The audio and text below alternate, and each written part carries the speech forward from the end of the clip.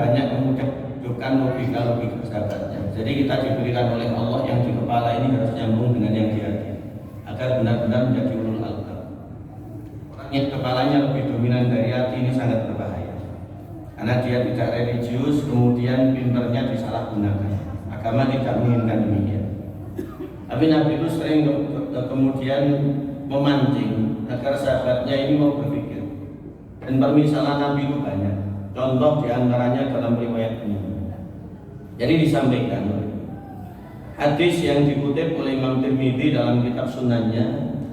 Kanjeng Nabi itu bertanya, kemudian tanpa jawaban langsung menindaklanjuti pertanyaan tersebut. Ala adulukum bi abwabil khair. Mau kamu beritahu tentang pintu-pintunya kebaikan? Sahabat belum sampai turun ya Rasulullah atau bala ya Rasulullah, Nabi langsung nyambung. Asyamu junnatun. Puasa itu adalah perisai. Dan alhamdulillah kalau jenengan kalau ingin atau saniki terhalangi dari berbuat tawon. Mudah-mudahan ini sampai akhir bulan bahkan sampai akhir hayat. Allahumma amin. Karena memang orang puasa berbuat negatif itu saru atau badan bina kali agak.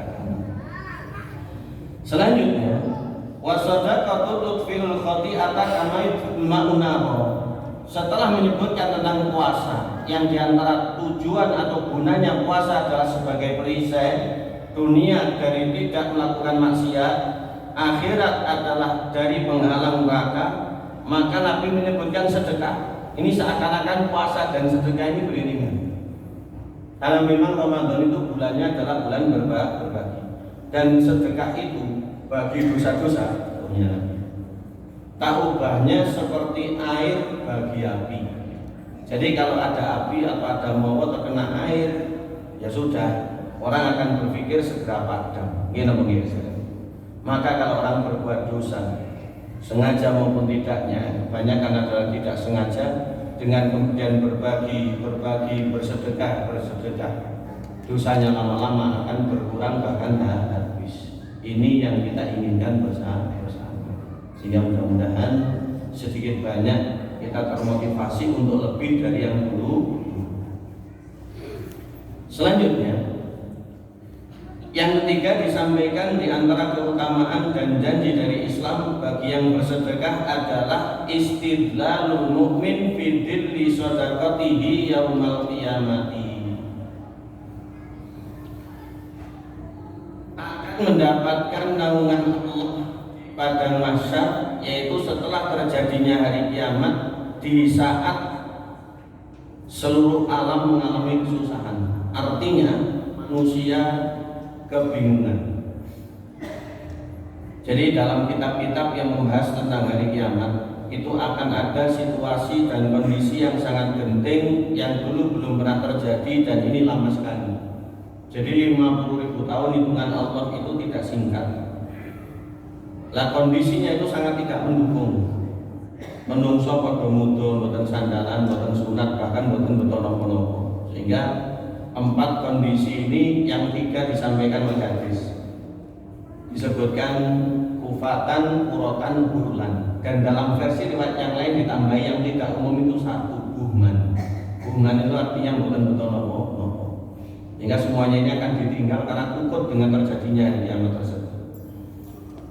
Ketika kondisi yang begitu sulit, manusia ini tergantung tingkah laku amal perbuatannya di dunia, sehingga tidak bisa disetting. Mungkin ada yang berpikir, pakai engkau keringat kan Ustaz, ya boleh pakai anti keringat. Jangankan pakai sama, betulnya repot, pabriknya saja sudah puput, hancur dengan tiupan malaikat Israfil. Semuanya ini hancur. Jadi hal-hal yang seperti itu tidak terpikirkan, dan ini tidak bisa disetting-setting. Maka apa yang berbahagialah 7 golongan ini adalah golongan umatnya Rasulullah yang memiliki amalan-amalan khusus yang kita bisa melaksanakan 7-nya, yang kalau tidak, jangan sampai tidak nyantol walaupun 1 saja. Jangan sampai tidak nyantol walaupun 1 saja. Maka salah satunya dari 7 itu adalah bersedekah, lebih-lebih secara misterius. Ini yang menjadi daya tarik sahabat zaman dulu, sehingga destinasinya menginginkan pertolongan serta naungan Allah. Maka dari banyak golongan, mulai yang pertama disebut imamun adilun, yaitu pemimpin yang adil dan bijak. Yang kiri nanti orang yang banyak menangis karena Allah di waktu sepi atau malam.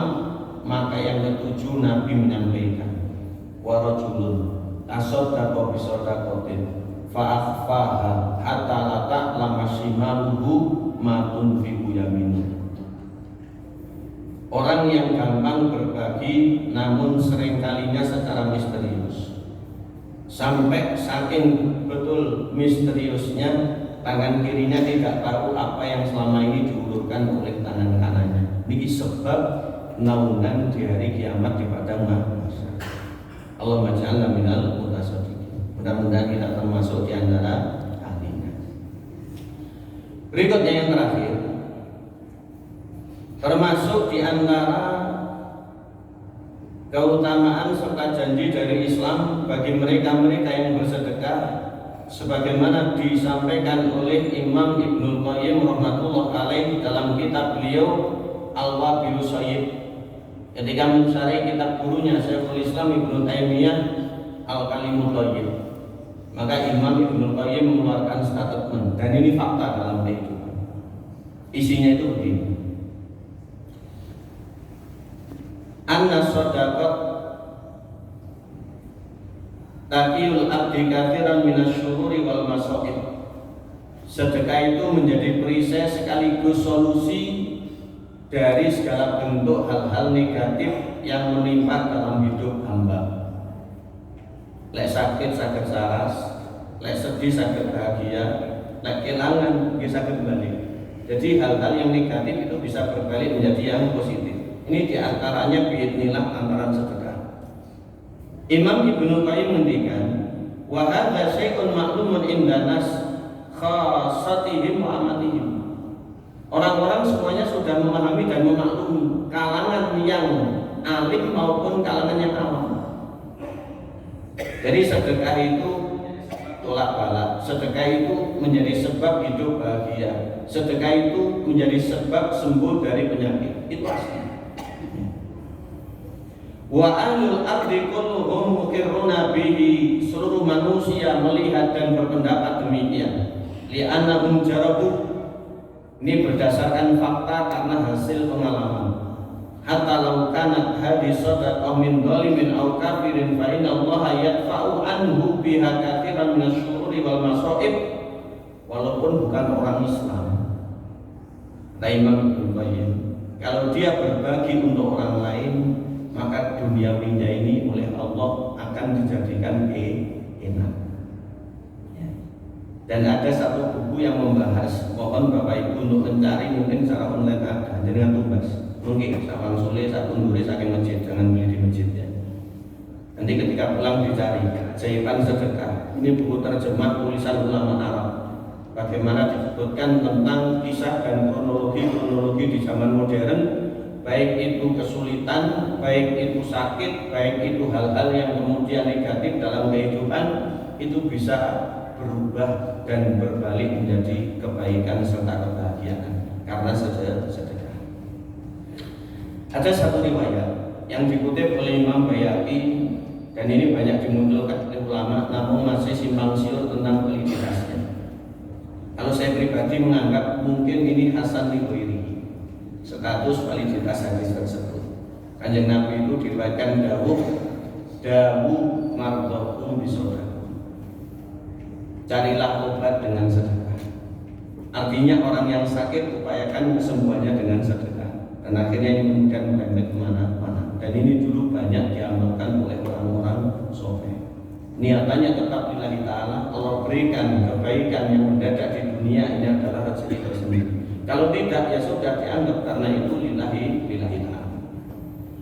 Ada contoh sedekah yang ini tidak bisa dilupakan dan tidak akan hilang di dalam zaman.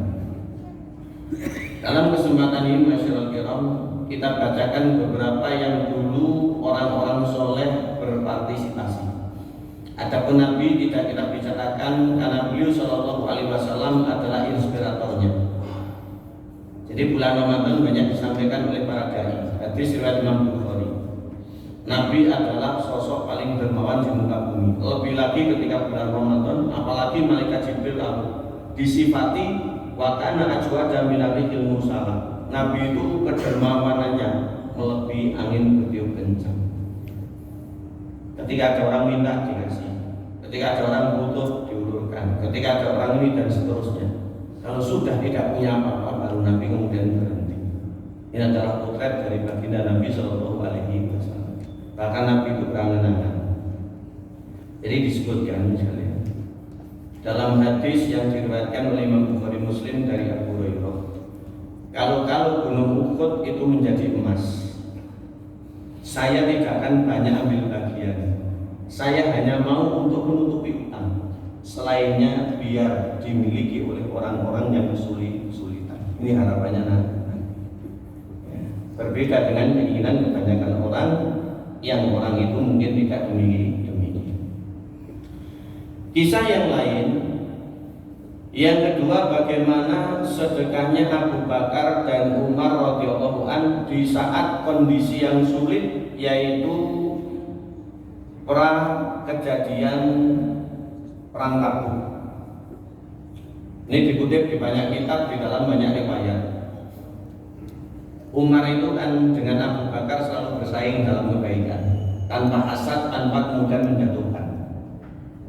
Lah Umar ini selalu kalah. Abu Bakar ini susah dicari tandingannya karena manusia terbaik setelah para utusan Allah.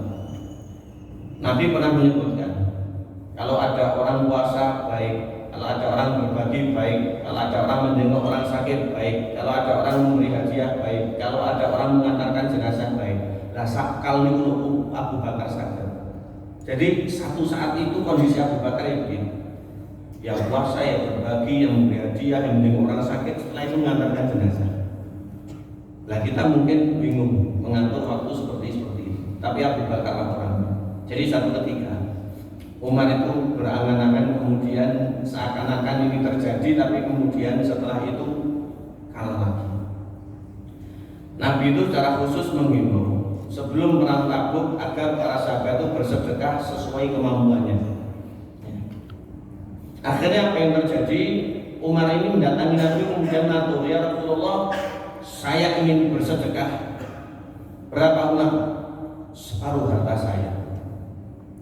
Separuh. Apakah sudah ada yang meninggalkan untuk keluargamu? Iya, separuh ya Rasulullah. Separuh ini untuk agama. Nanti dijadikan perbekalan jihad fisabilillah. Ketika Umar sudah merasa separuh ini adalah banyak, kelihatannya kok susah, ada orang yang separuh hartanya itu mau diberikan untuk perjuangan ini. Akhirnya datanglah Abu Bakar As-Siddiq secara santai. Perawakannya memang kalem, orangnya kurus setengah kulit, semuanya ini serba putih, tapi sering menangis di waktu malam. Maka Abu Bakar As-Siddiq atau Abdullah bin Abi Quhafah radhiyallahu anhu, ya. Beliau ini mendatangi Rasulullah kemudian membawa seluruh hartanya. Umar kaget. Rasulullah bertanya, Abu Bakar, labbaik wa sadaik ya Rasulullah, dalamnya Rasulullah. Apa ini? Ini untuk jalan Allah. Nah terus yang bertinggalkan untuk keluargamu? Tidak ada ya Rasulullah. Aku tinggalkan Allah dan Rasul. Kemudian Umar langsung lisut begitu lagi. Ini saking luar biasanya Abu Bakar As-Siddiq radhiyallahu anhu. Jadi belum ada orang yang pernah melakukan seperti itu kecuali dua orang ini. Dan ini tidak akan hilang di telan zaman. Kisah ini sampai hari kiamat akan terus ada. Berikutnya, kisah tentang sedekah